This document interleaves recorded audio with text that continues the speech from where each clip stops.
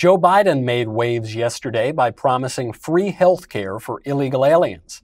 But Joe is just trying to keep up with the rest of the 2020 Democratic pack, which is promising free everything for everybody. We will analyze the high price of free stuff. Then the mailbag. I'm Michael Knowles, and this is The Michael Knowles Show.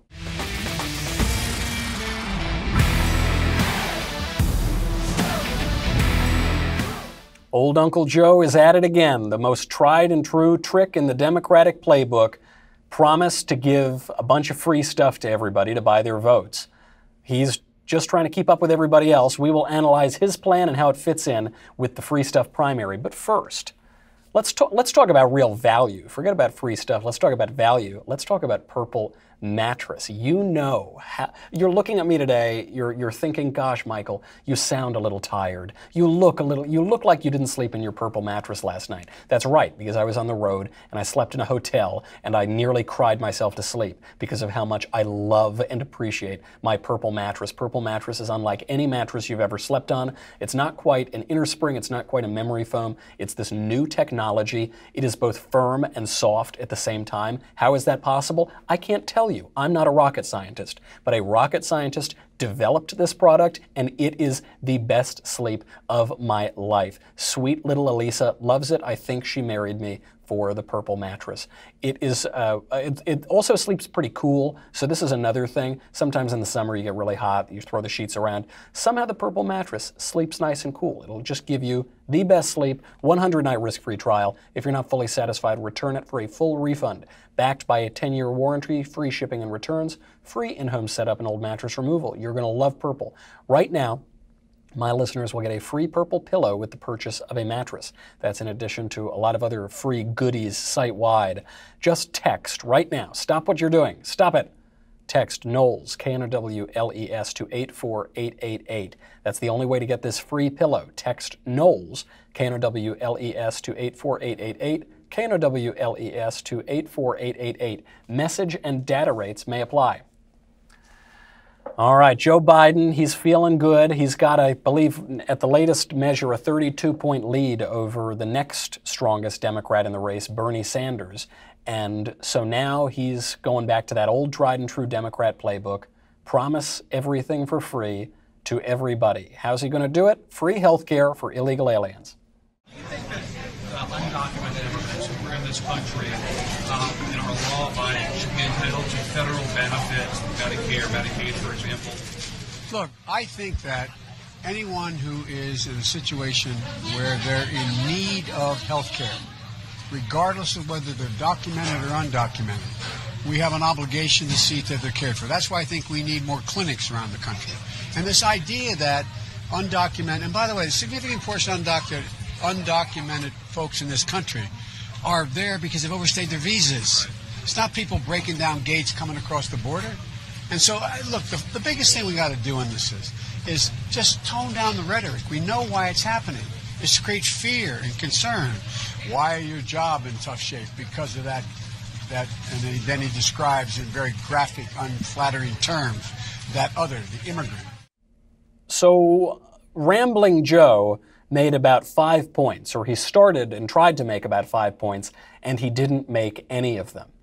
Maybe this is where President Trump is going with his Sleepy Joe nickname. I thought that wasn't a great nickname, but the image that President Trump is trying to give is that Joe Biden is tired, he's exhausted, he's senile, he's doddering, he's just a little out of it.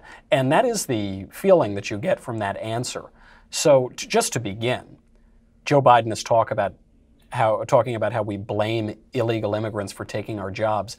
Nobody is blaming anyone for taking their job right now because unemployment is at a 49-year low. There are many, many, many more jobs to be filled in this country than people who are looking to fill them. So nobody's blaming anybody about taking anybody's job. This is a big difference. I understand why Joe Biden got confused here, because the unemployment rate during the Obama-Biden years was 9%, upwards of 10%. That unemployment rate actually didn't drop below 9% until 2011, almost until the end of the first term. But right now, employment is doing well. The question of illegal immigration is not primarily one of employment. There are many other factors here, factors that pertain to our social services, factors that pertain to our culture, factors that pertain to the rule of law. Now, Joe Biden does make a cogent point, or a nearly cogent point. He says most illegal aliens are visa overstays. Now, this would have been a cogent point about 2 years ago. Right now, though, that isn't probably true. Right now, we have about 3,000 illegal aliens per day pouring over the border with Mexico. So how many visa overstays do we have? On average, we have about 700,000 visa overstays per year. But if we have 1 million illegal aliens coming in, if you annualize the number of people who are coming in per day, you actually have more people crossing the southern border illegally. But let's say that Joe Biden's point were true. Let's say that the majority of illegal aliens in this country didn't cross the southern border, but they were visa overstays. So what? Is that supposed to be comforting? Don't worry. Our completely porous immigration system that makes a mockery of the rule of law and American citizenship, don't worry.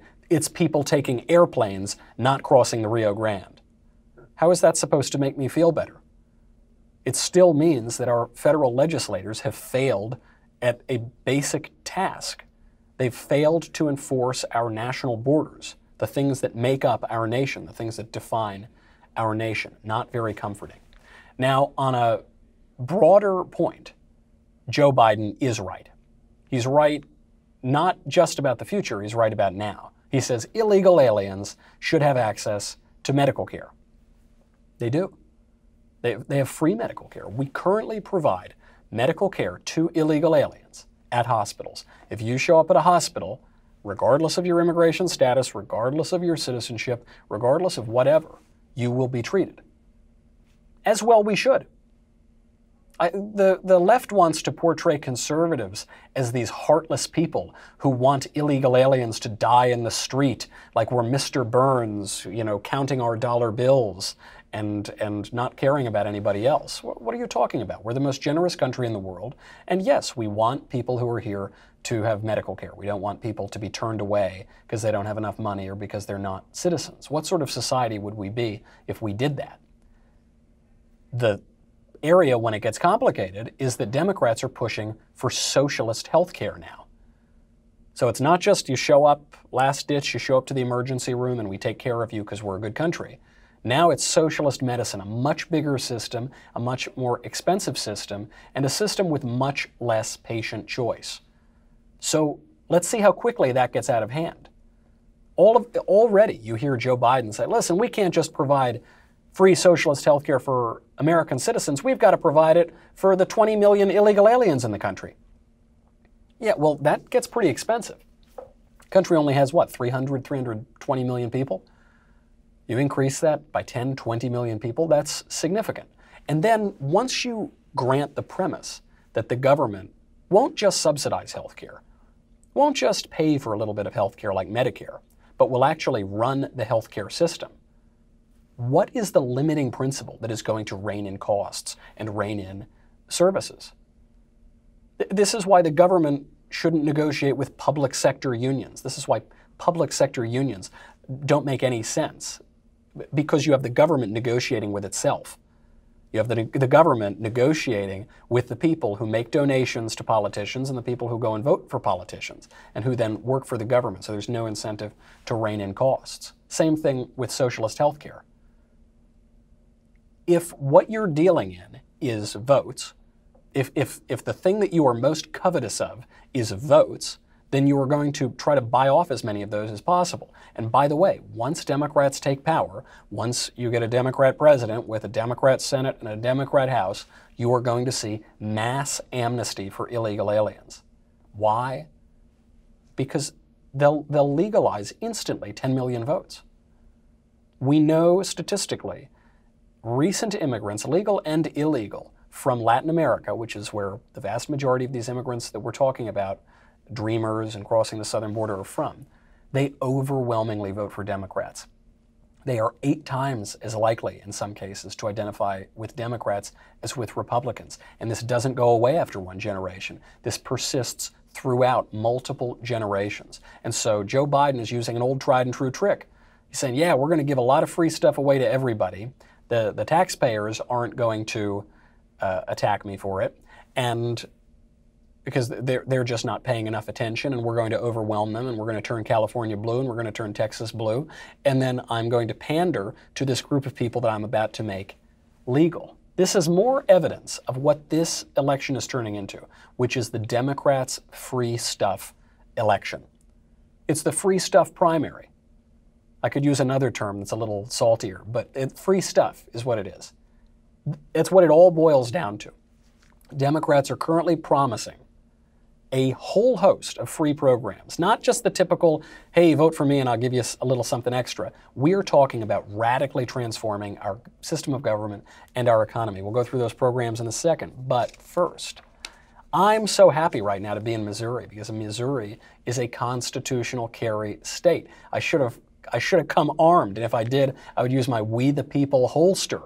We the People Holsters offers custom-made holsters, all made in the USA. This is really important. People don't care about buying American-made goods anymore. It matters. You want to support American workers. You want to support American ingenuity. They design their own holsters in-house, means they don't use any third-party molds for their holsters. Instead, they design every mold unique in Las Vegas in order to best fit each and every firearm perfectly.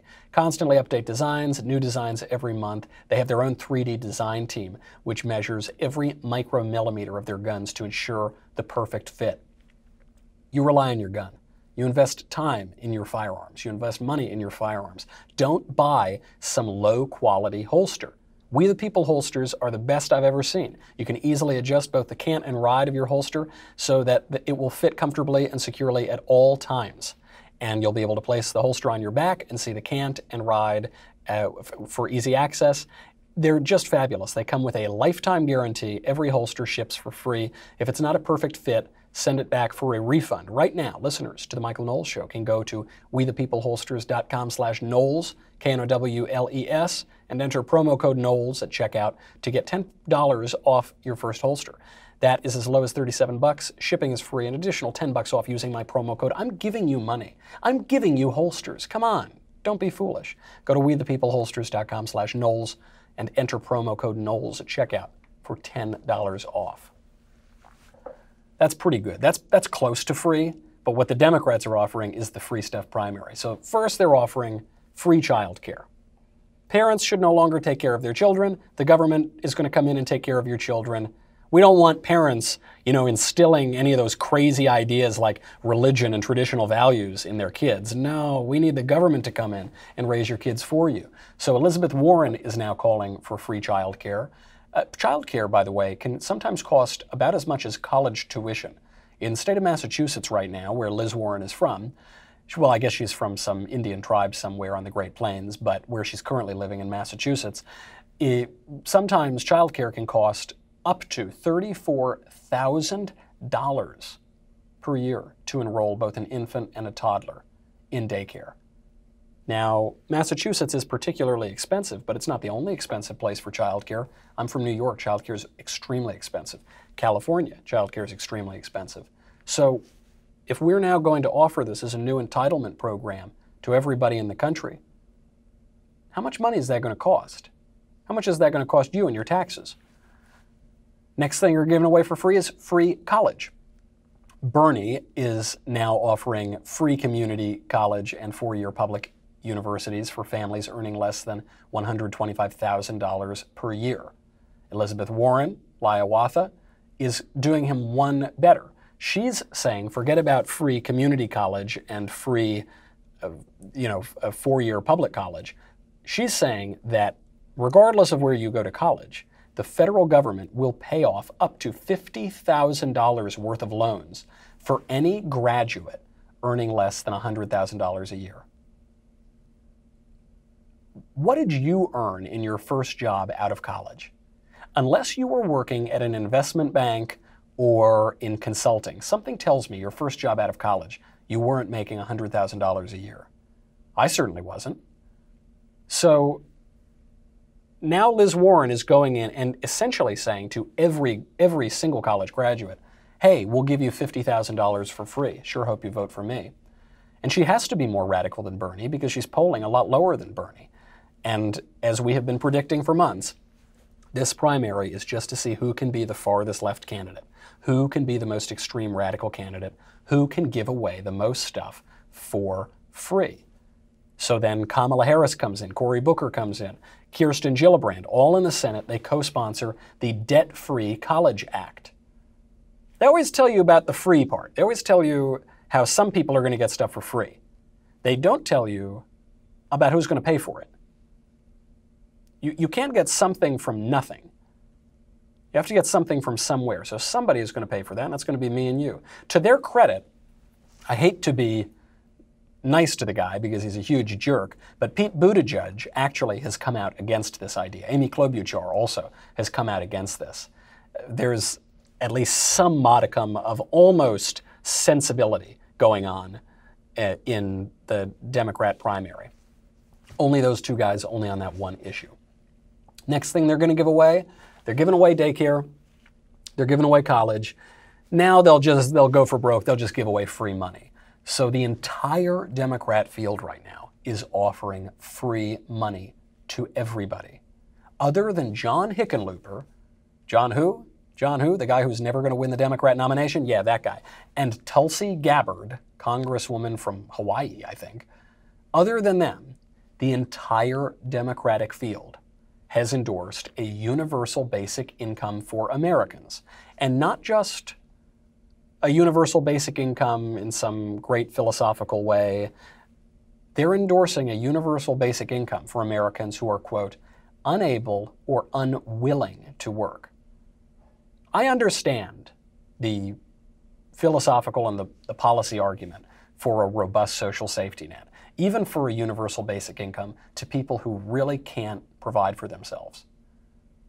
What they all support is the UBI for people who are unwilling to work. And how have they all endorsed it? They've all endorsed it in the Green New Deal. So if you bring this up to them, they'll say, no, I was supporting that environmental legislation. Say, well, the environmental aspects of the Green New Deal are actually a relatively small portion of the law.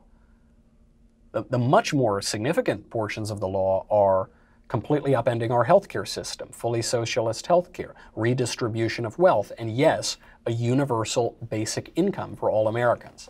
So that's the free money part. But believe it or not, the free money part isn't even the most radical. Historically speaking, there are now Democrats who are supporting reparations for the great-great-great-great-grandchildren of black slaves in the United States. Just a cash payment, a transfer of wealth from who? I don't, maybe from the great-great-great-great-grandchildren of slaveholders? But there weren't that many slaveholders, and who knows where their descendants are. Is it going to be a transfer from just white people? One of the earliest slave owners in the Americas was black. Are they going to decide it based on race or gender or lineage or immigration status? I don't know. Probably they'll just take it from the federal government. They'll take it from all of our taxes. Now, lest you think that reparations for slavery is some radical, crazy, fringe idea, do you know which Democrats in the 2020 field are endorsing reparations? All of them. Every single one. Beto O'Rourke was sort of a holdout, and now he's endorsed it too. Every single Democrat running for president has endorsed reparations for slavery. So now childcare, college, free money, but only if you're black, so free extra money, but only if you're the descendant of African slaves. Then there's free housing. What are you going to do with all that money? You gotta store it all somewhere, so the government's going to give you a free house. Elizabeth Warren, Kirsten Gillibrand, and Kamala Harris, all offering mortgage assistance to people, direct payments, mortgage assistance, free housing. And then the most important one of all, the great fever dream of the left for the last 100 years, free health care. They've wanted a federal health care entitlement for all Americans for 100 years. They're calling it Medicare for all. It's not Medicare for all. It doesn't resemble Medicare very much at all. Medicare is a federal funded healthcare program. So you have your own doctor, you're using private programs, private clinics, private insurance, whatever, and the government is paying for it. Medicare for all would eliminate those things. Medicare for all would be single payer, run down just between you and the government. The government is deciding prices, the government is deciding quality of care, the government is deciding who gets what. We've seen how terrible this can go in the United Kingdom. There were those two poor little babies, Charlie Gard and baby Alfie. These two babies had illnesses. Their parents wanted to take them out of the hospitals and get them treatment elsewhere, and the government-run hospitals said, no, your baby belongs to us. The Pope asked, he said, please bring the babies here to the hospitals at the Vatican. And the UK healthcare system said, no, the babies belong to us. President Trump said, bring the babies to the United States. What did the UK government say? No, the babies belong to us. Because the government, big enough to give you everything you want, is big enough to take away everything that you have. And so all of these presidential candidates for the Democrats are promising free health care and Medicare for all. Why are they using the phrase Medicare for all? It's because Medicare is very popular among old people. Senior citizens really like Medicare. And so they're trying to use that phrase to sell it to everybody.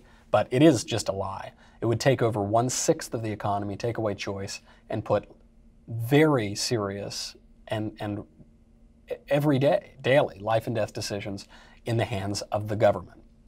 Now, ironically, sometimes I think the Democrats are just trolling us. Sometimes I think they're in on the joke and they just want to see us react. Ironically, you saw they want to give you child care, free money, reparations, housing, college, medical insurance. They want to give you all of that. The only thing under their proposals that you don't get for free is your own money. Here's Joe Biden explaining. You know, people say, well, Joe, how are you going to do all this? Well, guess what? First thing I do is going to repeal this Trump tax cut. Oh, not a joke. So Joe Biden, you got to love him. Sometimes he's accidentally honest. He gives away the whole game here. All of this free stuff the Democrats are promising isn't about generosity or charity. It's about control. He's saying, I'm going to give you all this free stuff. I'm going to give you this free thing and this free thing and this free thing. And people ask me how I'm going to pay for all that free stuff. And I tell them, I'm going to take away more of your money. Wait a minute. Oh, whoops, did I say that? Yeah, I'm going to give you all this free stuff. Here's what I'm going to do. I'm going to give you a ton of free stuff, and then I'm going to rob you, and I'm going to take all your money away. Aren't I really generous? Don't you want to vote for me? It shows you that the left, it's like that controlling parent you have. You know, maybe it's a really nice mother or grandmother, I guess could be a father. They send you money. You go off, you're living on your own, and they send you money, they write you a check. Hey, go buy yourself something nice. Hey, I'll pay for part of your apartment. I live in LA where every single person is financially dependent on their parents because none of them make any money or really work at all. And so say, I'll pay part of your rent. I'll pay your car payment. I'll pay your car insurance. But you know, I sure would like it if you'd come home for this holiday.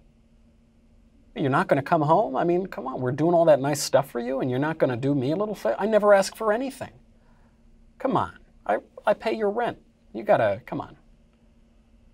I did you a favor, you're gonna come and listen to me now. It's about control. People can give money away in charity and in love, and they can also give money away so that they get some control over how you behave, and that's what the left is doing. Let's say, for instance, that I don't think the numbers work for Joe Biden, namely because just the Green New Deal costs $93 trillion, and you're not going to be able to pay off $93 trillion by repealing President Trump's modest tax cuts from 2018. But let's say the numbers did work. Let's say the magical Democrat math did work. And so the government is going to pay for everything that they're promising you for free by taking away exactly that same amount in your taxes. Why do we want the government to do that at all? If it's a wash, if Joe Biden is saying, I'm going to just pay for it by taking away your money in taxes, wouldn't you rather have the choice? Wouldn't you rather pay for your own college and your own housing and your own health care and your own child care? And wouldn't you rather pay? It's going to cost you the same amount of money. Wouldn't you rather? It's actually going to cost you less money to do it yourself because there's not that government overhead and waste, fraud, and abuse.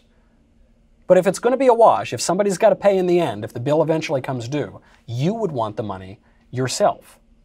There is no such thing as a free lunch. And look, I hate the modern healthcare system. It's awful. It's impossible to make appointments. The costs are very hidden.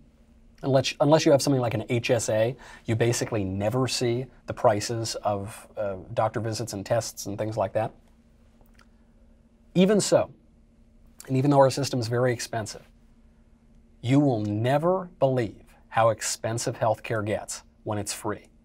You will never believe how expensive childcare gets when it's free. You will never believe how expensive healthcare gets, how much schooling, tuition, housing, UBI, money, reparations. It's so much more expensive when the left wing tells us that it's all free. That's the primary that we're dealing with right now. And then there's poor Eric Swalwell. He didn't get the message that everyone moved on to free stuff, so he is still stuck on the Mueller report. He's a little bit slow. But I guess I'm a little bit slow then too, because Eric Swalwell is me, and I am Eric Swalwell, and you are me, and I am the walrus, goo goo gajoob. We'll get to that in a second, plus the mailbag, but first, I've got to say goodbye to Facebook and YouTube. I'm here right now at the Missouri State Capitol. We were previously in this beautiful office of State Senator Eric Burleson, a tremendous guy who's been so hospitable today. And then the minute I went to broadcast this podcast, the entire internet in the Capitol went down. So I'm now in the bunker here broadcasting from Missouri. Got to speak here today on the importance of liberal education and free speech on campuses. I'm going to be going to Philly tomorrow to go to my friend Matt Walsh's pro-life rally at that Planned Parenthood there in Philly. If that punk state representative Brian Sims wants to show up and take on somebody his own size, he's more than welcome to do that, but he's a coward who would rather stalk little underage girls and elderly women, so I expect I won't see him. Maybe I'll see you out there tomorrow if you're in Philly. Come on out to the rally. It should be a good time. We got a lot more with the mailbag. Go to dailywire.com, subscribe, $10 a month, $100 for an annual membership. You get all the shows. You get everything. You get the Leftist Tears tumbler, and you're going to need it tomorrow. Go to dailywire.com. We'll be right back.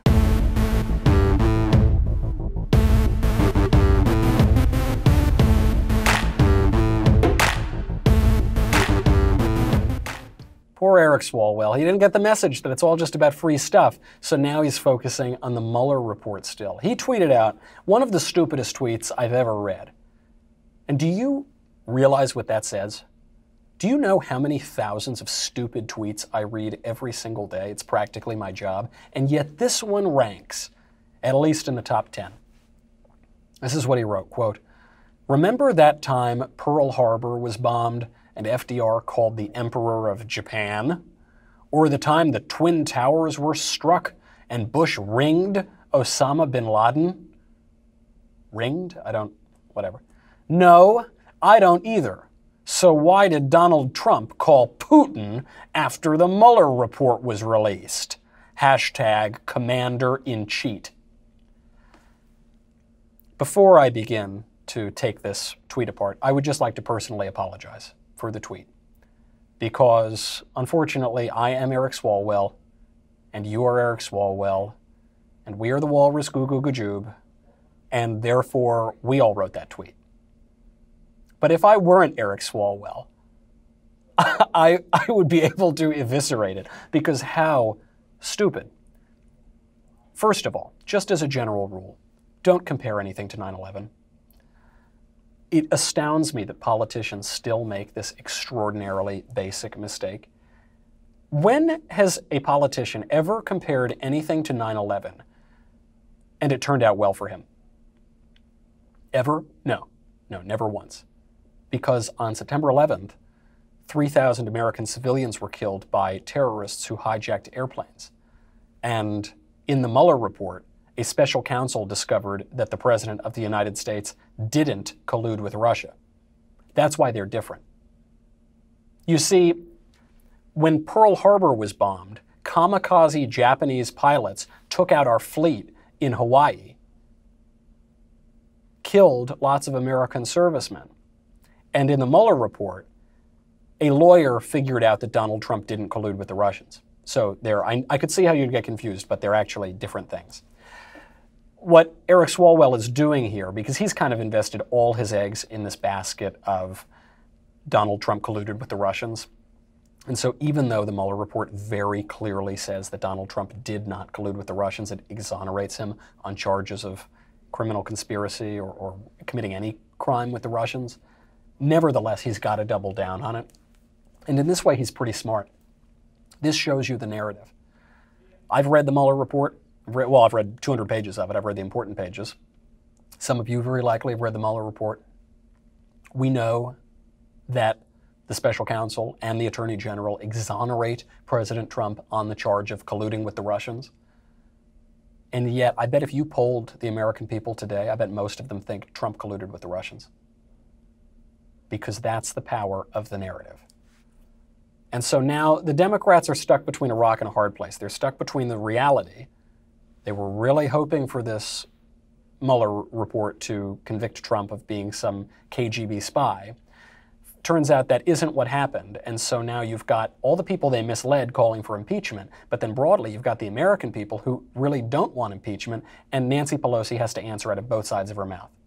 And I have said the president is goading us into, wants to goad us into impeachment because that he knows, as do I, that's not a good thing for the country. Well, maybe he knows that, but he knows that I think that. Let's put it that way. He knows that I think that. But the point is that every single day, whether it's obstruction of having people come to the table with facts, ignoring subpoenas and the rest, every single day, the president is making a case.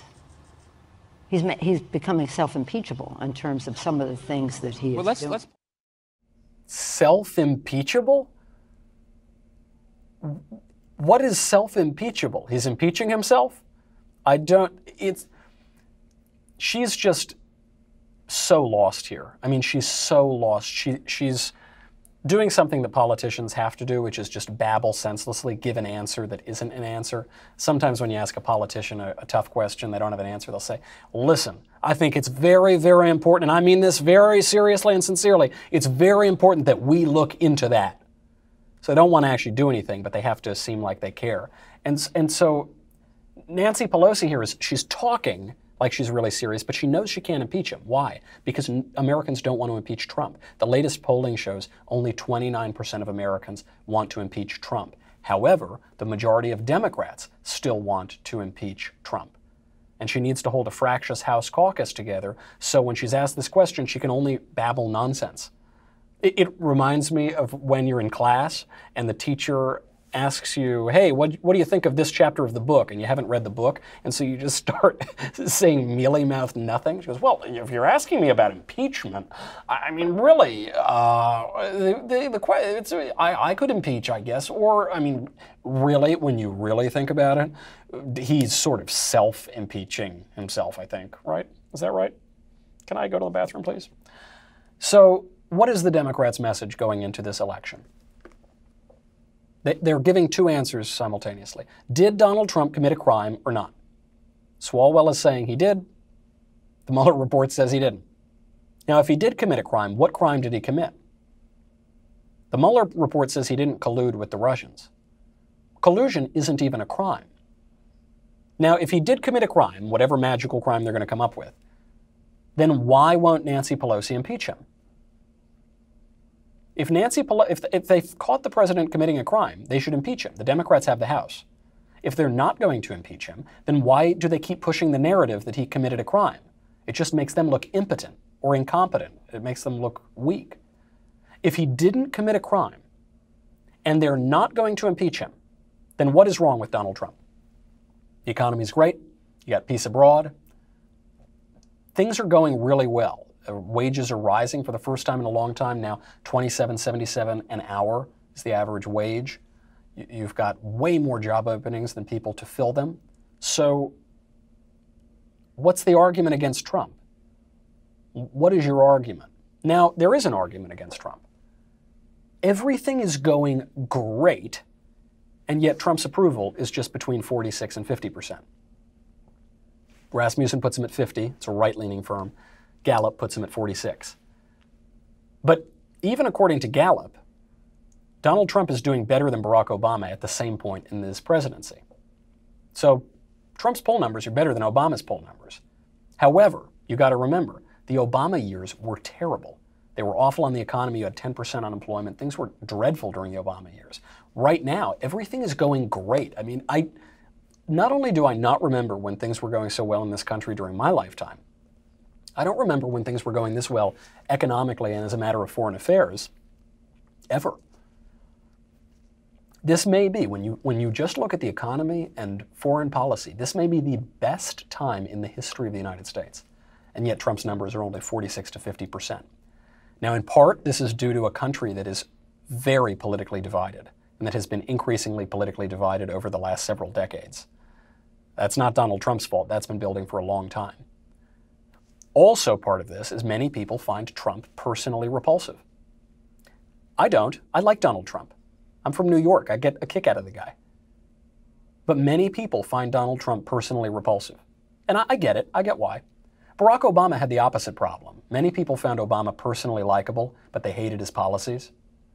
I didn't find him personally likable at all, and I also hated his policies. But with Trump, people love his policies, and many of them don't like him personally. So this is the question that Democrats in the Free Stuff primary have to ask. If their only chance is to make 2020 about personality, are people really going to trade prosperity for personality?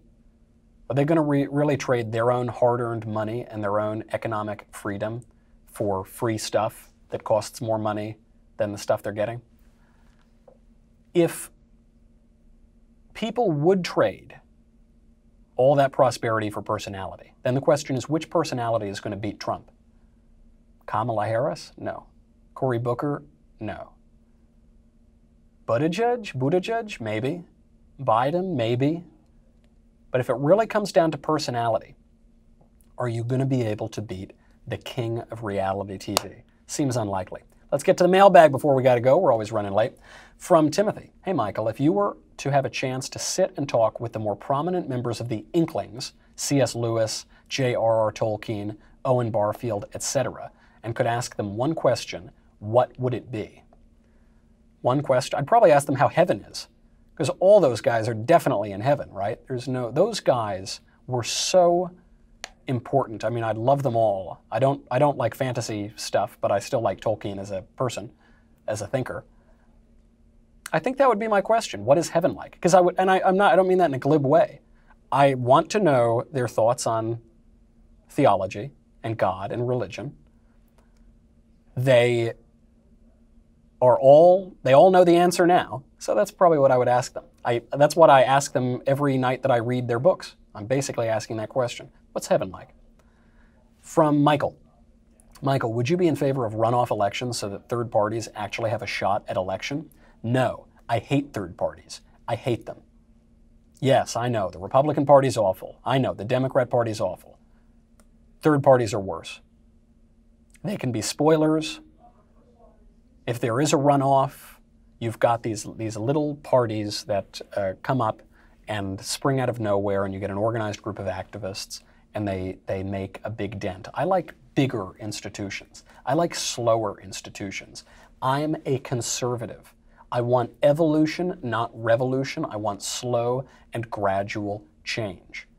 There are some radical changes that I would make tomorrow if I were king, or that I would at least want to make. But even those radical changes that I want, I would be cautious about, and I would make them slowly. And those big parties do have real institutional heft and inertia to them, and they do have some coherence, especially these days. In the old days, the parties didn't line up exactly with political ideologies, didn't line up with leftism or with conservative thought.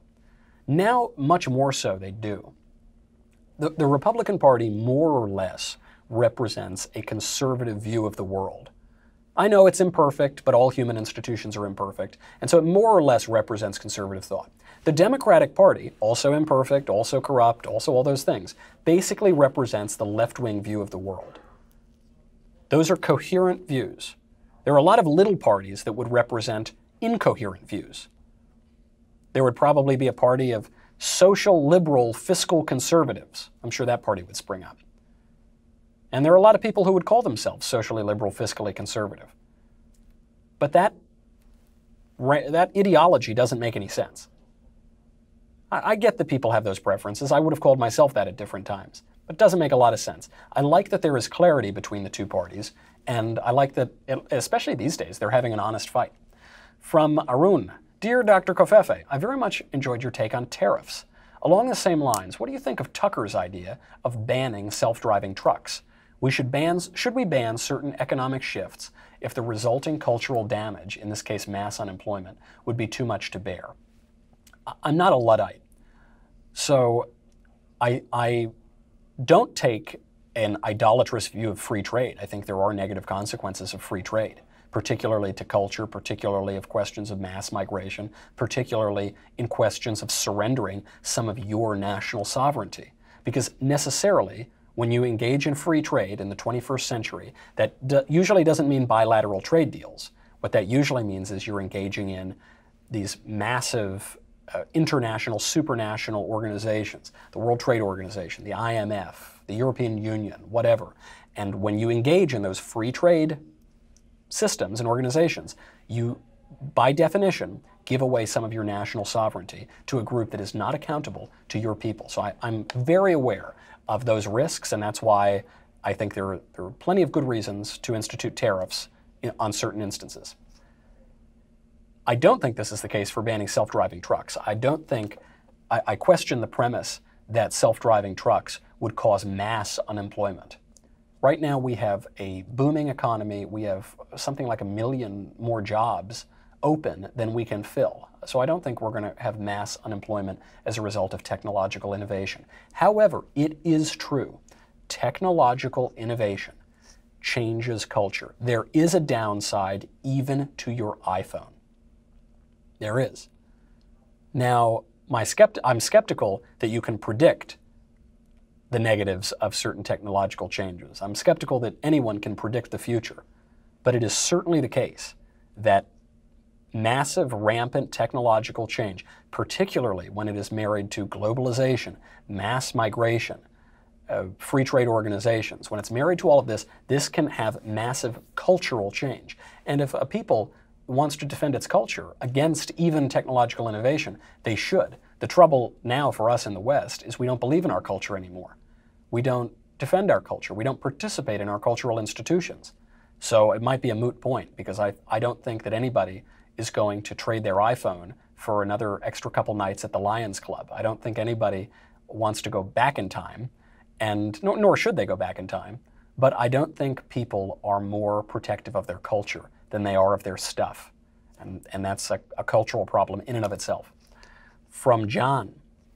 Hey Michael, I recently had a friend tell me they did not keep the baby when she was younger. It has been close to 10 years since, and she still suffers from her past actions. She still cries about this, and you can tell it weighs on her. I'm not sure what I can say, as she is looking to me for comfort. Any thoughts or self-help books that might help her with her struggles? Thanks for your help. I will tell you to tell your friend what an ex-mobster turned born-again Catholic told me one time in New York. Paul was a murderer. Even St. Paul was a murderer. People do very bad things, and abortion is a very bad thing. And then they can have a change of heart. They can repent. What does repent mean? It comes from the word metanoia. It means to change your mind. You change your mind about something. At the time, maybe you didn't think abortion was a serious issue. Now you realize it is. Life goes on, and you shouldn't wallow in self-pity and wallow in regret and wallow in the past. You can't go back to the past. The devil wants you to go wallow in the past and wallow in self-pity. There's nothing good about doing that. You made a bad decision, in some cases a very bad decision. What are you doing now? Now you move on. You're sorry for it, you pray for that baby, you move on with your life and you live a good life. Paul was a murderer. What if Paul just decided, after he saw Christ on the road to Damascus, he says, oh, but I can't spread the Christian religion. I can't become one of the greatest evangelists in all of history because I killed people. I could never do anything. We wouldn't have Christianity today if that were the case. Paul was a murderer. People don't commit unique sins. sin pervades the entire world. And even that suffering that she's experiencing right now doesn't have a moral quality. Suffering isn't evil. It's your reaction to suffering that determines if you're going to respond in a good or a bad way. From Ivan. Dear Pedro Knowles. No, now I'm Eric Swalwell. I used to be Pedro, now I'm Eric Swalwell. Dear, I'll change that, Eric Swalwell. Since you are of Italian descent, what do you think of Benito Mussolini and how much distance Italy has put between itself and the days of the fascist Kingdom of Italy?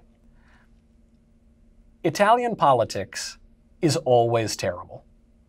So how much distance do they put? They have total distance, because all of their politicians are awful. It's always been awful. This has been true since ancient times.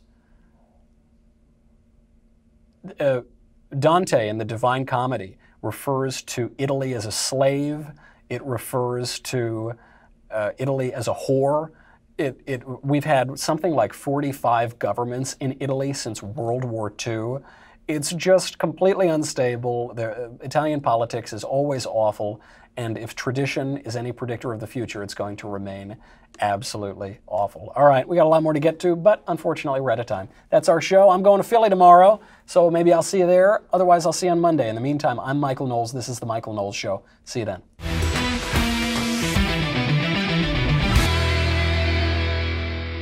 The Michael Knowles Show is produced by Rebecca Dobkowitz and directed by Mike Joyner. Executive producer, Jeremy Boring. Senior producer, Jonathan Hay. Our supervising producer is Mathis Glover, and our technical producer is Austin Stevens. Edited by Danny D'Amico. Audio is mixed by Dylan Case. Hair and makeup is by Jesua Olvera. And our production assistant is Nick Sheehan. The Michael Knowles Show is a Daily Wire production. Copyright Daily Wire 2019. Today on The Ben Shapiro Show, Democrats in the Judiciary Committee hold the Attorney General in contempt and declare a constitutional crisis. That's today on The Ben Shapiro Show.